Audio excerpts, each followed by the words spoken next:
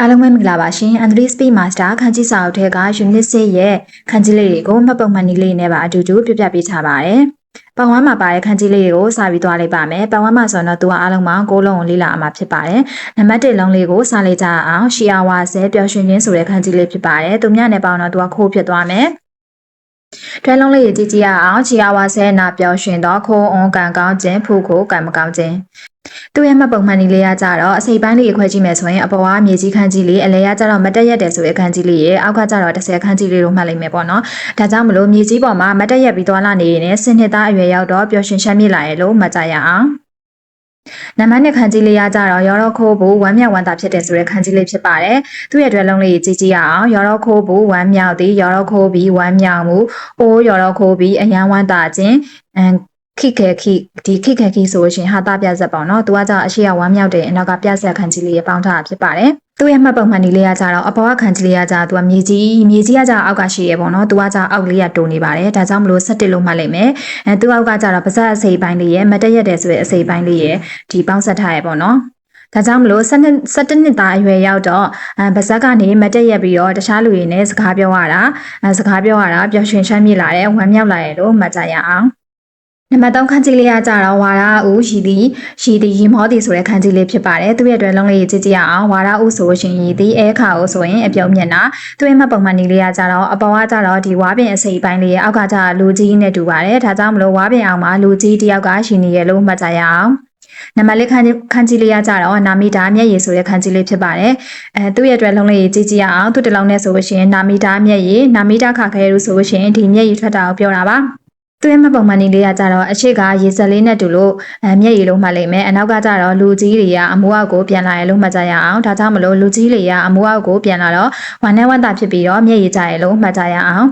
နံပါတ်5ခန်းကြီးလေးကကြတော့နာဂါရဲတွေစီးစင်းနေဆိုတဲ့ခန်းကြီးလေးဖြစ်ပါတယ်သူ့ရဲ့တွဲလုံးလေးကြည့်ကြည့်ရအောင်သူ့တစ်လုံးနဲ့ဆိုလို့ရှင်သူကနာဂါရဲတွေစီးစင်းသည်နာဂါစုဆိုရင်စီးစင်းသည်လီယိုခိုးဆိုလို့ရှင်ဖက်ရှင်လူကြိုက်များမှုအရှိလီယိုဆိုလို့ရှင်ဒီစီးစင်းမှုပေါ့နော်ပထမတန်းစားကိုပြောတာပါသူ့ရဲ့မှတ်ပုံမှန်နီးလေးရကြတော့အရှိကရေစက်ကလေးနဲ့ဒူလို့ရှိလို့မှတ်ပြီးတော့အနောက်ကခန်းကြီးလေးရကြတော့အတိတ်ခန်းကြီးလေးရဲ့ဒီမြေချောင်းခန်းကြီးလေးရဲ့ပေါင်းဆက်ထားပါတယ်ဒါကြောင့်မလို့အတိတ်တုန်းကတည်းကရေတွေကမြေချောင်းထဲမှာစီးစင်းနေရလို့မှတ်ကြရအောင်နံပါတ်6ခန်းကြီးလေးရကြတော့နာခုငိုသည်ဆိုတဲ့ခန်းကြီးလေးဖြစ်ပါတယ်သူကကြတော့အရှိကရေအစိပ်ပိုင်းလေးရဲ့အနောက်ကကြတော့ဒီမတ်တက်ရက်တယ်ဆိုတဲ့ခန်းကြီးအစိပ်ပိုင်းလေးနဲ့တူပါတယ်ဒါကြောင့်မလို့မတ်တက်ရက်ပြီးတော့ငိုနေတယ်လို့မှတ်ကြရအောင်နံပါတ်9ခန်းကြီးလေးရကြတော့ခန္ဓာရှိဝမ်းနဲ့သည်ဆိုတဲ့ခန်းကြီးလေးဖြစ်ပါတယ်သူရဲ့အတွက်လုံးလေးကြည့်ကြည့်ရအောင်ခန္ဓာရှိဝမ်းနဲ့တော့ခန္ဓာရှိမှုဝမ်းနဲ့သည်ခန္ဓာရှိမိဝမ်းနဲ့မှုသူကကြတော့ဒီအပေါ်ကဟာလေးရစူးကျွန်းလေးနဲ့တူပြီးတော့အောက်ကကြတော့နှလုံးသားခန်းကြီးလေးနဲ့တူပါတယ်ဒါကြောင့်မလို့စူးကျွန်းနေလို့မျိုးမကောင်းတဲ့အရာတွေဖြစ်နေမလားလို့နှလုံးသားလေးကခန္ဓာရှိမိဝမ်းနဲ့နေရလို့မှတ်ကြရအောင်နံပါတ်8ခန်းကြီးလေးရကြတော့အိုခိုရူစိတ်ဆိုးသည်ဒေါသထွက်သည်ဆိုတဲ့ခန်းကြီးလေးဖြစ်ပါတယ်သူရဲ့အတွက်လုံးလေးကြည့်ကြည့်ရအောင်အိုခိုရူဆိုလို့ရှိရင်ဒေါသထွက်သည်အီကာရီဆိုလို့ရှိရင်ဒေါသဒိုနာရူဆိုလို့ရှိရင်ဒေါသထွက်ပြီးအော်သည်ဒီခန်းကြီးလေးဆိုလို့ရှိရင်ဒါခန်းကြီးမေးတဲ့အပိုင်းလေးမှာဆိုလို့ရှိရင်မေးလေးရှိရဲ့ခန်းကြီးအလုံးလေးဖြစ်ပါတယ်သူရဲ့မှတ်ပုံမှန်နည်းလေးရကြတော့သူကမင်းကလေးအစိပ်ပိုင်းလေးရဲ့ဒီအမားချက်ချစ်ကပုံစံလေးလည်းပါတယ်အောက်ကကြတော့ဒီနှလုံးသားခန်းကြီးလေးလည်းပါတယ်ပေါ့နော်မင်းကလေးတွေကအမားတွေအများကြီးလုပ်ပြီးတော့နှလုံးသားတွေကိုအချိန်ချင်းလာကစားရင်ဒေါသထွက်ကြရလို့မှတ်ကြရအောင်နံပါတ်9ခန်းကြီးလေးရကြတော့ခူရိုရှိနာကျင်နဲ့ခက်ခဲတယ်ဆိုတဲ့ခန်းကြီးလေးဖြစ်ပါတယ်သူရဲ့အတွက်လုံးလေးကြည့်ကြည့်အောင်ခူရိုရှိခက်ခဲတော့နာကျင်တော့ခူရိုရှိမှုနာကျင်သည်ပင်မစင်းရဲမှုနိကာဤခါတော့နိကာတဲ့နာညံ့တော့မတော်တော့ခုစုနာကျင်ခံစားမှုခုတော့မကျေနပ်မှုသူ့ရဲ့မှတ်ပုံမှန်နည်းလေးရကြတော့ဒီအပေါ်ကကြတော့မြက်ခင်းအစိပ်ပိုင်းလေးနဲ့တိုးပြီးတော့အောက်ကကြတော့ဟောင်းနှွမ်းနဲ့အစိပ်ပိုင်းလေးဖြစ်ပါတယ်ဒါကြောင့်မလို့မြက်ခင်းပေါ်မှာဟောင်းနှွမ်းတဲ့အရာတွေကိုကောက်နေရရဲဆိုတာနာကျင်နဲ့ပင်မခက်ခဲလို့မှတ်ကြရအောင်ဒါဆိုရင်တော့ပတ်ဝန်းမှာပါတဲ့ကိုလုံးကလည်းပြီးသွားပြီပဲဖြစ်ပါတယ်ရှင်ဘတ်တူပိုင်းလေးကိုဆက်ပြီးသွားလိုက်ပါမယ်ဘတ်တူမှာဆိုလို့ရှင်တော့အလုံးပေါင်း9လုံးပါပါတယ်ပထမဆုံးလုံးလေးကိုစလိုက်ကြအောင်ပထမဆုံးခန်းကြီးလေးကိုစားလိုက်ကြအောင်သူကကြတော့ဝါစရဲရူမေတီဆိုတဲ့ခန်းကြီးလေးဖြစ်ပါတယ်သူရဲ့အတွက်လုံးလေးကြည့်ကြည့်အောင်ဝါစရဲရူမေတီဝါစရဲမို့နိုမိသွားတော့အရာမေးကြံပစ္စည်းဘိုးနာကိုင်းနှစ်ကုံပွဲသူ့ရဲ့မှတ်ပုံမှန်နည်းလေးရကြတော့အပေါ်ကကြတော့တေးရဆိုတဲ့ခန်းကြီးလေးအောက်ကကြတော့နှလုံးသားအစိပ်ပိုင်းခန်းကြီးလေးရပေါင်းဆက်ထားပါတယ်ဒါကြောင့်မလို့တေးသွားတဲ့သူကိုကြားလို့ရှိရင်နှလုံးသားလေးကမေ့သွားရလို့မှတ်ကြရအောင်နံပါတ်2ခန်းကြီးလေးရကြတော့အီဆိုကာရှိအလုံးများတဲ့စုခန်းကြီးလေးဖြစ်ပါတယ်သူ့ရဲ့အတွက်လုံးလေးကြည့်ကြည့်ရအောင်အီဆိုကာရှိအလုံးများသည်တဖို့အလွန်အလုံးများခြင်းအီဆိုကာရှိစာအလုံးများမှုဘိုးရှုအလုံးများနေစဉ် သူ့ရဲ့မှတ်ပုံမှန်နည်းလေးကကြတော့အရှိရကြတော့နှလုံးသားအစိမ်ပိုင်းလေးရဲ့အနောက်ကကြတော့တရဆွေရဲ့ခန်းကြီးလေးရဲ့ပေါင်းဆက်ထားပြီးတော့နှလုံးသားလေးကတိမ်နေတယ်လို့မျိုးပဲအလုံးများနေရလို့မှတ်ကြရအောင်နံပါတ်3ခန်းကြီးလေးကကြတော့နော်ခိုးရီကြံတယ်ဆိုတဲ့ခန်းကြီးလေးဖြစ်ပါတယ်သူ့ရဲ့အတွက်လုံးလေးကြည့်ကြရအောင်နော်ခိုးရုဆိုလို့ရှိရင်ကြံသည်နော်ခိုးစုဆိုလို့ရှိရင်ကြံစေသည်နော်ခိုးရီဆိုလို့ရှိရင်ကြံရှိမှုပေါ့နော်ကြံရှိမှုဇာနန်းဆိုလို့ရှိရင်စိတ်မကောင်းစေတဲ့အရာဇန်ခေယောဆိုလို့ရှိရင်အလောက်အချိန်ဖို့ over line ကိုပြောတာပါသူ့ရဲ့မှတ်ပုံမှန်နည်းလေးကကြတော့အရှိကဒီတစ်လို့မှတ်လိုက်မယ်အရှိကတစ်လို့မှတ်လိုက်မယ်အနောက်ကကြတော့ဒီ3လို့မှတ်လိုက်မယ်ပေါ့နော်အချောင်းလေး3ချောင်းပါလို့3လို့မှတ်လိုက်မယ်ဒါကြောင့်မလို့တယောက်တည်း3နာရီဇက်တိုင်းအလုပ်တွေလုပ်နေရတော့မပြီးသေးပဲတဲ့နှခိုးတွေကြံနေရလို့မှတ်ကြရအောင်နံပါတ်4ခန်းကြီးလေးရကြတော့သူကကြတော့နန်းသူကကြဒီစိတ်ထဲမှာရှိနေရဆိုတဲ့အထိပ္ပယ်ဖြစ်ပါတယ်သူကကြတော့သူညနေပဲတွဲသုံးပါတယ်သူ့အတွက်လုံးလေးကြည့်ကြရအောင်ခိနန်းဆိုလို့ရှိရင်အမှတ်တရနန်းဆိုလို့ရှိရင်စိတ်စဉ်းစားတဲ့အရာကိုပြောတာပါနန်းကန်ဆိုလို့ရှိရင်မျောလင်းချက်ဇန်နန်းဆိုလို့ရှိရင်ဒီစိတ်မကောင်းဖြစ်စေတဲ့အရာပေါ့နော်ဒါဆိုရင်သူ့ရဲ့မှတ်ပုံမှန်နည်းလေးကကြတော့ဒီအမိုးအောက်မှာနှလုံးသားလေးနဲ့တူပါတယ်ဒါကြောင့်မလို့အမိုးအောက်မှာနှလုံးသားလေးကစိတ်မကောင်းဖြစ်စေတဲ့အရာတွေကိုတွေးနေရလို့မှတ်ကြရအောင်နံပါတ်5ခန်းကြီးလေးရကြတော့ Ray ကျေးဇူးတရားဆိုတဲ့ခန်းကြီးလေးဖြစ်ပါတယ်သူ့ရဲ့တွဲလုံးလေးကြည့်ကြည့်ရအောင် Ray ဆိုလို့ရှိရင်ဒီအပြုတ်အမူမှန်တာကိုပြောတာပါ Ray ဆိုလို့ရှိရင်ကျေးဇူးတရားရှိစရိနာဆိုလို့ရှိရင်ရိုင်းတော့ကျေးဇူးတရားတွေကိုမသိဘဲနဲ့ရိုင်းနေပေါ့နော်သူရဲ့မှတ်ပုံမှန်နည်းလေးကကြတော့အရှိကနဂတိုင်လေးနဲ့တူလို့နဂတိုင်လေးလို့မှတ်မယ်အနောက်ကကြတော့ရှိကလေးနဲ့တူပါတယ်ဒါကြောင့်မလို့ကျေးဇူးတရားတွေရှိနေလို့နဂတိုင်လေးဝယ်ပေးလိုက်တယ်လို့မှတ်ကြရအောင်နံပါတ်6ခန်းကြီးလေးကကြတော့နာရဲလူနာကားဆိုအသားကြသည်ဆိုတဲ့ခန်းကြီးလေးဖြစ်ပါတယ်သူရဲ့တွဲလုံးလေးကြည့်ကြည့်ရအောင်နာရဲလူဆိုလို့ရှိရင်နေသားကြသည်ပုံမှန်ဖြစ်လာသည်နာရဆုဆိုလို့ရှိရင်အလေးအကျဉ်းရစေသည်ရှုခံဆိုလို့ရှိရင်အလေးအကျဉ်းဒလေးထုံးစံကိုပြောတာပါသူရဲ့မှတ်ပုံမှန်နည်းလေးကကြတော့အရှိကနှလုံးသားခန်းကြီးလေးရဲ့အနောက်ကကြတော့ဒီလေကွင်းခန်းကြီးလေးနဲ့လည်းတူရလို့မှတ်လိမ့်မယ်အောက်ကကြတော့ခရုခန်းကြီးလေးနဲ့တူရလို့မှတ်ကြရအောင်ဒါကြောင့်မလို့နှလုံးသားလေးကလေကွင်းထဲမှာခရုတွေကောက်နေတာကိုနာရဲလူအသားကျနေရလို့မှတ်ကြရအောင်နံပါတ်9ခန်းကြီးလေးရကြတော့နခုနာတို့တေဆုံးတယ်ဆိုတဲ့ခန်းကြီးလေးဖြစ်ပါတယ်သူရဲ့အတွက်လုံးလေးကြည့်ကြရအောင်နခုနာတို့ဆိုရှင်တေဆုံးသည်ရှိဖို့ဆိုရှင်တေဆုံးမှုဘိုးမဲဆိုရှင်ဒီထွက်ပြေးတိမ်းရှောင်မှုကိုပြောတာပါသူရဲ့မှတ်ပုံမှန်နည်းလေးရကြတော့သူ့ကိုမြင်လို့ရှင်ဒီလိုပဲနခုနာတို့တေဆုံးသွားတယ်ဆိုတဲ့တေတယ်ဆိုတဲ့ခန်းကြီးလေးအဖြစ်ပဲမှတ်ကြရအောင်နံပါတ်10ခန်းကြီးလေးရကြတော့စတာဝါတို့တဆင့်ပြောတယ်လက်ဆင့်ကန်နေဆိုတဲ့ခန်းကြီးလေးဖြစ်ပါတယ်သူ့ရဲ့အတွက်လုံးလေးကြည့်ကြရအောင်စတာအဲတို့တဆင့်ပြပြသည်စတာဝါတို့သတင်းစကားဝင်လာသည်ပြန်နှံစီစဉ်သည်တန်းကောဆိုတာကြတော့ဒီ message ပေါ့နော်တဆင့်ပြောစကားကိုပြောတာပါတက်စတာဦးဆိုရှင်ကိုညီသည်သူရဲ့မှတ်ပုံမှန်နည်းလေးကကြတော့အရှိကလူခန်းကြီးလဲတူလို့လူလုံးမှတ်ပြီးတော့အနောက်ကကြတော့ဒီလိမ့်နေဆိုတဲ့ခန်းကြီးလေးရဲ့အစိပ်ပိုင်းလေးဖြစ်ပါတယ်ဒါကြောင့်မလို့လူတွေကရင်တဆင့်သတင်းစကားတွေလိမ့်ပြီးတော့ဝင်လာတယ်တဆင့်ဝင်လာရလို့မှတ်ကြရအောင်နံပါတ်9ခန်းကြီးလေးရကြတော့ခန်းစားမှုဆိုတဲ့ခန်းကြီးလေးဖြစ်ပါတယ်သူရဲ့အတွက်လုံးလေးကြည့်ကြည့်အောင်ခန်းကြီးလို့ဆိုလို့ရှိရင်ခန်းစားသည်ခန်းသိုးဆိုလို့ရှိရင်စိတ်လှုပ်ရှားခြင်းခန်းရှင်းဆိုလို့ရှိရင်စိတ်ကြည်နက်သွားခြင်းလေးစားအားကြခြင်းခန်းဆိုးဆိုလို့ရှိရင်အတွေးအခေါ်ထင်မြင်ချက်ခန်းခါခုအားကြတော့အာယုံခန်းစားမှုတင်ကြခြင်းခန်းကြောဆိုလို့ရှိရင်ခန်းစားချက်စိတ်တက်ဒီ emotion ကိုပြောတာပေါ့နော်သူရဲ့မှတ်ပုံမှန်နည်းလေးကကြတော့ဒီအမိုးအောက်မှာဆိုလို့ရှိရင်ပါဇက်ခန်းကြီးလေးရဲ့ကြက်ချေကပုံစံလေးရဲ့လည်းပါတယ်ပြီးတော့နှလုံးသားခန်းကြီးလေးလည်းပါပါတယ်ဒါကြောင့်မလို့အမိုးအောက်မှာတယောက်တည်းပါဇက်ကနေပြီးတော့အမားတွေလုံးမိမှာကိုနှလုံးသားလေးကခံစားနေရတယ်လို့မှတ်ကြရအောင်ဒါဆိုရင်တော့ဘတ်တူးမှာပါတဲ့ခန်းကြီး9လုံးကလည်းပြီးသွားပြီပဲဖြစ်ပါတယ်အရှင်ဘတ်ထရီလေးကိုဆက်ပြီးသွားလိုက်ပါမယ်ဘတ်ထရီမှာဆိုလို့ရှိရင်အလုံးပေါင်း10လုံးကိုလေ့လာမှာဖြစ်ပါတယ်နံပါတ်1ခန်းကြီးလေးကိုစားလိုက်ကြအောင်သူကကြတော့ခိုးဤအရေးတွေအရသာတွေပြင်းနေခိုးဆဆိုရင်သူကအလိုပဲပေါ့နော်အရေးတွေအရသာတွေပြင်းနေအယောင်တွေပါရေးဆိုရှင်ရှင်းတဲ့နေရာတွေမှာသူကတုံးပါတယ်သူရဲ့မှတ်ပုံမှန်နည်းလေးကကြတော့အရှိကရေစက်ကလေးနဲ့တူလို့ရှည်လို့မှတ်လိုက်မယ်အနောက်ကကြတော့ဒီခရခုတီးလုံးလေးနဲ့တူလို့တီးလုံးလို့မှတ်လိုက်မယ်ပေါ့နော်အောက်ကကြတော့အဝေစားခန်းကြီးလေးနဲ့တူပါတယ်ဒါကြောင့်မလို့အမိုးအောက်မှာအဝတ်စားအယောင်ရင်းကြီးဝစ်ပြီးတော့သချင်းနားထောင်ရင်းနဲ့ကော်ဖီခါးတွေကိုတောက်နေရလို့မှတ်ကြရအောင်သူကကြတော့ဒီလိုမျိုးကော်ဖီပါဆိုရှင်ပြင်းတယ်ပေါ့နော်အဝတ်စားရေးဆိုရှင်အယောင်ရင်းတာကိုပြောတာပါအဲ့ဒါလေးပါပါအောင်လို့တွက်မှတ်ပေးထားပါတယ်နံပါတ်2ခန်းကြီးလေးကကြတော့အာဆိုရီထူတဲ့ဆိုတဲ့ခန်းကြီးလေးဖြစ်ပါတယ်သူရဲ့အတွက်လုံးလေးကြည့်ကြည့်အောင်အာဆိုရီဆိုရှင်ထူတော့အာဆိုဆာဆိုရှင်အထူကိုပြောတာအာဆိုခါမီဆိုလို့ရှင်ဒီကတ်ထူပြကိုပြောတာပါသူရဲ့မှတ်ပုံမှန်နည်းလေးကကြတော့အမိုးအောက်မှာနေတိုင်းကလေးတွေကအိမ်ထူကြီးတွေကိုဝိနေကြရလို့မှတ်ကြရအောင်နံပါတ်3ခန်းကြီးလေးကိုစက်ကြည့်လိုက်အောင်နံပါတ်3ခန်းကြီးလေးကကြတော့သူကအိုဆိုဤပါသည်ဖြော့သည်အရေးတွေပါလေဆိုရှင်သူကအရသာကပျော့တယ်ပေါ့နော်အယောင်တွေပါလေဆိုရှင်နှုတ်တဲ့အခါမှာသုံးပါတယ်သူကခုနကအကြည့်ပံလေးနဲ့ကသူကဖြောင်းမြန်လို့မှတ်ယူလို့ရပါတယ်ဒါဆိုလို့ရှိရင်သူ့ရဲ့မှတ်ပုံမှန်လေးကကြတော့ဒီခန်းကြီးလေးကသူကအစိပ်ပိုင်းလေးခွဲကြည့်မယ်ဆိုတော့အစိပ်ပိုင်းလေးရများတယ်ပေါ့နော်ဒါပေမဲ့ဒီလိုပဲတစ်ဆက်တည်းပဲမှတ်လိုက်ကြအောင် ရှည်တွေကမြက်ခင်းမြက်ပေါက်နေတဲ့လေကွက်ဆယ်ကွက်ထဲကိုအောက်ကကျတော့အိုနဲ့တူလို့အိုကလေးလို့မှတ်လိုက်မယ်အိုတဲ့အချိန်ထိကြာနေတော့ဒီမြက်ကလေးတွေကနုနုလေးဖြစ်နေရလို့မှတ်လိုက်ကြအောင်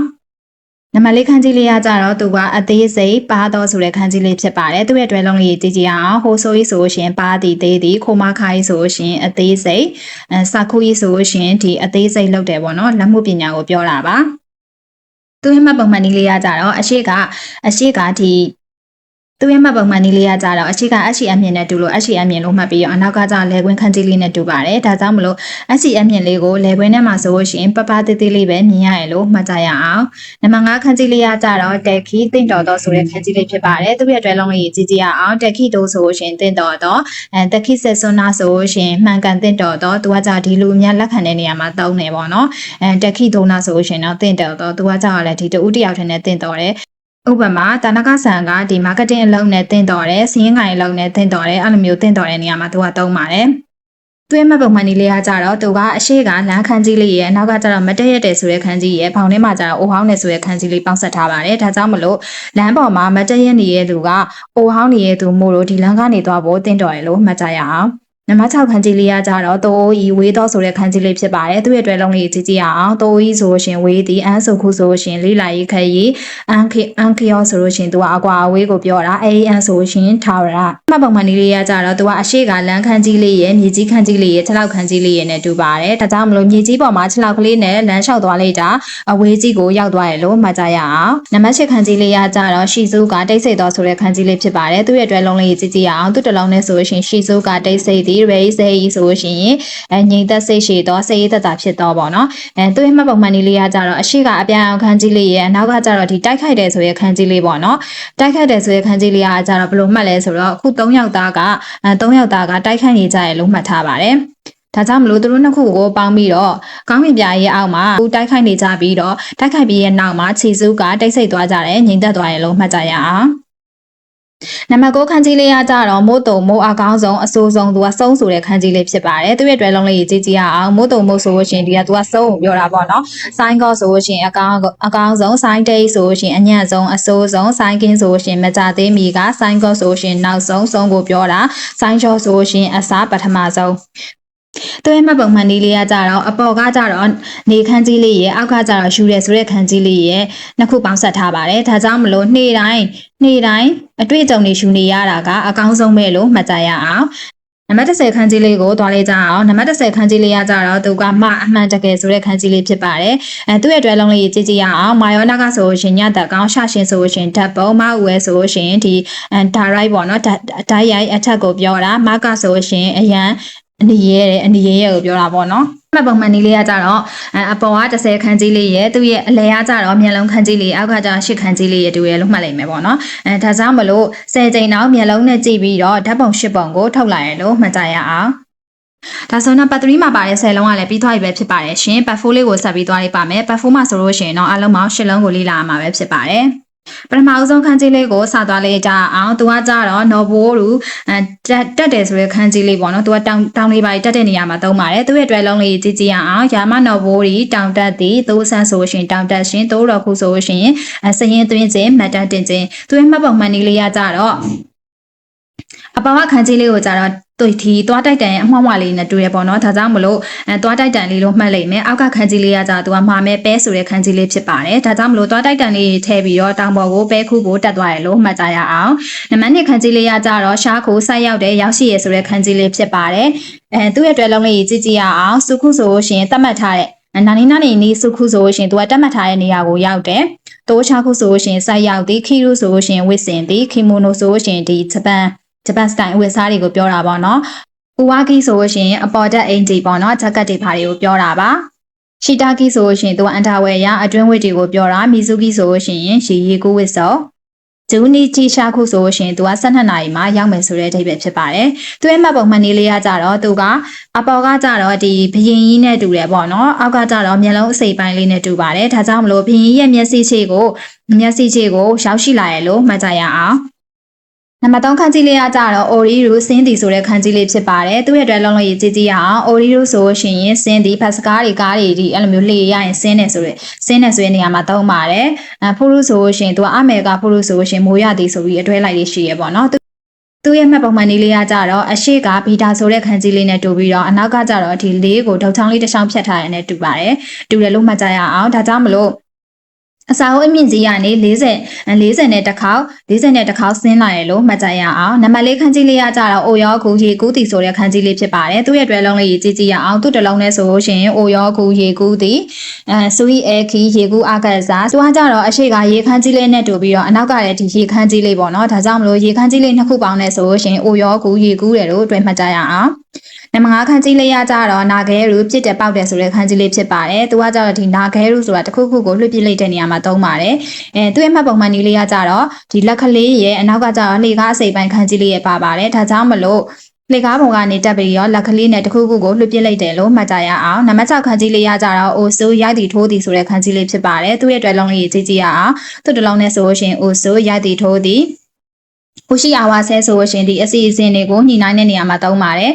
်သူ့ရဲ့မှတ်ပုံမှန်လေးကကြတော့အရှိကလက်ခန်းကြီးလေးအနောက်ကကြတစ်ပြောင်းမြန်လေးနဲ့တူတယ်ပေါ့နော်ဒါကြောင့်မလို့လက်ကလေးတစ်ချောင်းနဲ့ရိုက်နေတယ်ထိုးနေတယ်လို့မှတ်ကြရအောင်နံပါတ်9ခန်းကြီးလေးကကြတော့မူခအဲရူဂျိုဆိုဒီဆိုတဲ့ခန်းကြီးလေးဖြစ်ပါတယ်သူ့ရဲ့တွဲလုံးလေးကြည့်ရအောင်မူခအဲရူဆိုရှင်ဂျိုဆိုဒီလက်ခန်းဒီမူခအဲနီဤခုဂျိုဖို့သွားသည်ခန်းခဲဤဆိုရင်ဂျိုဆိုခြင်းသူ့ရဲ့မှတ်ပုံမှန်လေးကကြတော့အရှိကလမ်းခန်းကြီးလေးနဲ့တူပြီးတော့အနောက်ကကြတော့ဒီအလံလေးလို့မြင်အောင်ကြည့်လိုက်မယ်ပေါ့နော်ဒါကြောင့်မလို့အလံလေးကန်ပြီးတော့လမ်းမပေါ်ကနေကြိုနေရလို့မှတ်ကြရအောင်နံပါတ်8ခန်းကြီးလေးကကြတော့ခိုရိုးဘူးလိမ့်ကြသည်ဆိုတဲ့ခန်းကြီးလေးဖြစ်ပါတယ်သူမြနဲ့ပေါင်းလို့ရှင်တော့တန်းဖြစ်သွားမယ်သူ့ရဲ့အတွက်လုံးလေးကြည့်ရအောင်ခိုရိုးဘူးဆိုလို့ရှင်လဲကြသည်လိမ့်ကြသည်ကြည်တန်းရှာဆိုလို့ရှင်ဆက်ပင်အွန်ဒါဆိုလို့ရှင်မောင်းနှင်နဲ့ခိုင်းတန်းဆိုလို့ရှင်လှည့်ပတ်တဲ့တန်းကောဆိုလို့ရှင်သူကကြောင်းပြောင်းနဲ့တန်းကင်းဆိုလို့ရှင်သူကအလုပ်ထိပိုင်းပြောင်းရွှေ့ရနေရာမှာသုံးပါတယ်သူရဲ့မှတ်ပုံမှန်လေးကကြတော့သူကကြတော့ဒီကားပေါ့နော်အရှိရအခန်းကြီးလေးကကြတော့ကားနဲ့တူပြီးတော့အနောက်ကကြတော့ဒီတဆင့်ပြောတယ်ဆိုတဲ့ခန်းကြီးလေးအစိပ်ပိုင်းလေးနဲ့တူပါတယ်ဒါကြောင့်မလို့ကားပေါ်ကနေတဆင့်လိမ့်ကျသွားရလို့မှတ်ကြရအောင်ဒါဆိုတော့ platform မှာပါတဲ့ရှစ်လုံးရတယ်ပြီးသွားပြီပဲဖြစ်ပါတယ်ရှင် unit 6ရဲ့နောက်ဆုံးအခန်းလေး part 5လေးကိုရောက်ရှိလာပါပြီသူကကြတော့အားလုံးပေါင်း9လုံးကိုလေ့လာရမှာဖြစ်ပါတယ်နံပါတ်1လုံးလေးကိုစာလေးကြအောင်နံပါတ်1ခန်းကြီးလေးကကြတော့ဆိုတာရဲ့တို့ပြုစုပြောထောင်နဲ့မွေးမြူရယ်ဆိုတဲ့ခန်းကြီးလေးဖြစ်ပါတယ်။သူ့ရဲ့တော်လုံးလေးကြည့်ရအောင်ဆိုတာဆိုရှင်ကြီးထွားလာသည်နာနီအိုဆိုတာတဲလို့ဆိုရှင်တခုခုကိုပြုစုပြောထောင်သည်ခေါ်ဤခုဆိုရှင်ဒီပညာရေးပေါ့နော်ကလေးတွေပါရေးအကြောင်းပညာသင်တဲ့ပညာရေးကိုပြောတာပါ။တိုင်းဤခုဆိုရှင်ကိုကာယအာခစားကိုပြောတယ်။သူ့ရဲ့မှတ်ပုံမှန်လေးကကြတော့အပေါ်ကကြတော့ဒီမမီမှုမဲမှုကမှုကလေးနဲ့တူပါတယ်အောက်ကကြလက်ခန်းကြီးလေးနဲ့တူပါတယ်ဒါကြောင့်မလို့လက်ကပါပေါ်ထိမှုသွားနိုင်အောင်လို့ပြုစုပြောထောင်နေရလို့မှတ်ကြရအောင်နံပါတ်1ခန်းကြီးလေးကကြတော့ခိမာရူဆုံးဖြတ်တယ်ဆိုတဲ့ခန်းကြီးလေးဖြစ်ပါတယ်သူ့ရဲ့အတွက်လုံးလေးကြည့်ရအောင်သူ့တစ်လုံးနဲ့ဆိုရှင်ခိမာရူဆုံးဖြတ်သည်အလိုလေးကသတ်မှတ်ဆုံးဖြတ်လိုက်တဲ့ကိစ္စမှာသုံးပါတယ်နာနီအိုခိမဲရူဆိုရှင်ကိုယ်တိုင်ဆုံးဖြတ်တဲ့နေရာမှာသုံးပါတယ်ခိုင်းခဲဆွဆိုရှင်ပြဿနာကိုဖြေရှင်းခြင်းခိုင်းတေးဆိုရှင်သတ်မှတ်ချက်တွေကိုထုတ်ရှင်သူရဲ့မှတ်ပုံမှန်လေးကကြတော့အရှိကရေခန်းကြီးလေးနဲ့တူပြီးတော့ရေလုံးမှန်မယ်အနောက်ကကြတော့ဒီ၄000ဖောင်ထဲမှာလူကြီးတယောက်ကရှိနေတဲ့ပုံနဲ့တူပါတယ်ဒါကြောင့်မလို့ရေရှိနေတဲ့၄000ကန်တွေကိုလူကြီးတယောက်ကပြုတ်ကျနေတော့ကယ်ဆယ်ဖို့ဆုံးဖြတ်နေတယ်လို့မှတ်ကြရအောင်နံပါတ်3ခန်းကြီးလေးကကြတော့ဆူဆူကိုဆက်လက်လှုပ်ဆောင်နေဆိုတဲ့ခန်းကြီးလေးဖြစ်ပါတယ်သူရဲ့အတွက်လုံးလေးကြည့်ရအောင်ဆူဆူကိုဆိုရှင်ဆက်လက်ဖြစ်ပေါ်သည်နာနီအိုစခွဲလို့ဆိုရှင်ဆက်လက်လှုပ်ဆောင်သည်သူ့မှတ်ပုံမှန်လေးကကြတော့အရှိကအချေအမြင့်နဲ့တူလို့အချေအမြင့်လို့မှတ်ပြီးတော့အနောက်ကကြတော့ဒီ17ရဲ့ခြေလောင်လေးနှစ်ချရနဲ့တူရလို့မှတ်လိုက်မယ်ဒါကြောင့်မလို့အချေအမြင့်ထိုးတဲ့အလုပ်ကို17နာရီထိခြေလောင်လေးနှစ်ချောင်းချပြီးတော့ဆက်လက်ပြုလုပ်နေရလို့မှတ်ကြရအောင်နံပါတ်4ခန်းကြီးလေးကကြတော့မာစားရူရောနောတယ်ရောဆက်တယ်ဆိုတဲ့ခန်းကြီးလေးဖြစ်ပါတယ်သူ့ရဲ့အတွက်လုံးလေးကြည့်ရအောင်မာစားရူဆိုရှင်မာစားရူကကြတော့ရောသွားသည်နာနီအိုမာစားရူဆိုရှင်ရောထဲဒီကိုယ်တိုင်လုပ်လိုက်တာပေါ့နော်ခွန်ဆာဆုဆိုရှင်လူများချင်းသူရဲ့မှတ်ပုံမှန်လေးကကြတော့အရှိကရေနဲ့တူလို့ရေလုံးမှတ်မယ်သူရဲ့အနောက်ကကြတော့နေစိပ်ပိုင်းလေးရဲ့ထိုင်နေတဲ့လူလေးရဲ့လို့မှတ်လိုက်မယ်ပေါ့နော်ဒါကြောင့်မလို့ရေတွေကိုနေတိုင်းထိုင်ပြီးတော့ရောနှောနေကြရလို့မှတ်လိုက်ကြအောင် နံပါတ်5ခန်းကြီးလေးကကြတော့နာရာဘဲရူတန်းစီတီဆိုတဲ့ခန်းကြီးလေးဖြစ်ပါတယ်သူရဲ့အတွက်လုံးလေးရေးကြည့်ကြရအောင်နာရာဘူးဆိုရှင်တန်းစီထားသည်နာနီနာရီအိုနာရာဘဲရူဆိုရှင်တန်းစီပေးသည်ကိုကိုရိုင်းလောက်လိုက်တာပေါ့နော်သူရဲ့မှတ်ပုံမှန်နည်းလေးကကြတော့အပေါ်ကကြ2နဲ့တူလို့2လို့မှတ်ပြီးတော့အောက်က14လေးချက်ကိုကြ4နာရီလို့မှတ်လိုက်မယ်ဒါကြောင့်မလို့2နာရီ4နာရီလောက်တန်းစီနေရရဲ့လို့မှတ်ကြရအောင်နံပါတ်6ခန်းကြီးလေးကကြတော့တာစုခဲရူကူညီသည်ကတင်စီဆိုတဲ့ခန်းကြီးလေးဖြစ်ပါတယ်သူရဲ့အတွက်လုံးလေးရေးကြည့်ကြရအောင်တာစုခါရူဆိုရှင်ကတင်ခံရသည်တာစုခဲရူဆိုရှင်ကတင်ပေးသည်ရှောခန်းဆိုဂျောခန်းဆိုလို့ရှိရင်အကြံဉာဏ်ပေးခြင်း Q ကြောဆိုလို့ရှိရင်ကယ်ဆယ်သည်သူကအရေးပေါ်ကယ်ဆယ်နေရာမှာသုံးပါတယ်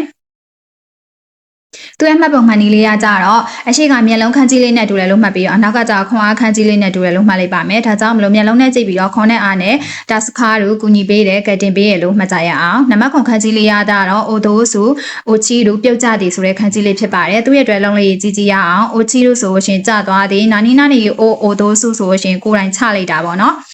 အော်တိုရှိမိုနိုဆိုရှင်ဒီပြုတ်ကျသွားတဲ့ပစ္စည်းပျောက်ဆုံးသွားတဲ့ပစ္စည်းကိုသုံးပါတယ်။သူရဲ့မှတ်ပုံမှန်နည်းလေးကကြတော့အပေါ်ကကြမြက်ခင်းခန်းကြီးလေးနဲ့တူပြီးတော့အောက်ကကြတော့ရေခန်းကြီးရဲ့အစိပ်ပိုင်းလေးပါပါတယ်။သူ့ဘေးနားကကြတော့အသီးသီးဆိုတဲ့ခန်းကြီးလေးဖြစ်ပါတယ်။ဒါကြောင့်မလို့မြက်ခင်းပြင်ပေါ်ကိုရေဆက်အသီးသီးကပြုတ်ကျလာတယ်လို့မှတ်ကြရအောင်။နံပါတ်8ခန်းကြီးလေးကကြတော့ရောခိုရဲတို့ညစ်ပေသည်ပျက်စီးသွားသည်ဆိုတဲ့ခန်းကြီးလေးဖြစ်ပါတယ်။သူရဲ့အတွက်လုံးလေးကြည့်ကြရအောင်။ရောခိုရဲတို့ဆိုရှင်ညစ်ပေနေသည်နာနီနာနီအိုရောခုဆိုရှင်ညစ်ပေအောင်လုပ်သည်ကိုကိုရိုင်းလုံးလေးတဲ့ရာကိုပြောတာပါ။ခိတနိုင်ဆိုရှင်ညစ်ပေတော့ရောခိုရဲဆိုရှင်အညစ်အကြေးကိုပြောတာပါ။သူရဲ့မှတ်ပုံမှန်နည်းလေးကကြတော့အရှိကရေနဲ့တူလို့ရေလုံးမှတ်ပြီးတော့အနောက်ကကြတော့ဒီ2ရက်5ရက်ပုံတန်လေးနဲ့တူပါတယ်။ဒါကြောင့်မလို့ရေ25ရက်လောက်မချိုးတဲ့အတွက်ကြောင့်မလို့ရောခိုရဲညစ်ပေနေရလို့မှတ်ကြရအောင်။ဒါဆိုရင်တော့ unit 6ရဲ့နောက်ဆုံးပဲခန်းကြီးလေးကိုရောက်ရှိလာပါပြီ။နံပါတ်9ခန်းကြီးလေးကကြတော့သူကရာခဲရူကြော်သည်မိခင်သည်ဆိုတဲ့ခန်းကြီးလေးဖြစ်ပါတယ်။သူ့ရဲ့အတွက်လုံးလေးကြည့်ကြရအောင်ရာခဲရူဆိုရင်သူကမိခင်ပြီးတော့ကျက်သွားသည်နာနီနာနီအိုရာခုဆိုရင်မိခင်သည်မိဖုတ်လုပ်သည်ကိုကိုရင်လောက်တာပေါ့နော်။ရာခုနိခုဆိုရင်အသားခင်သည်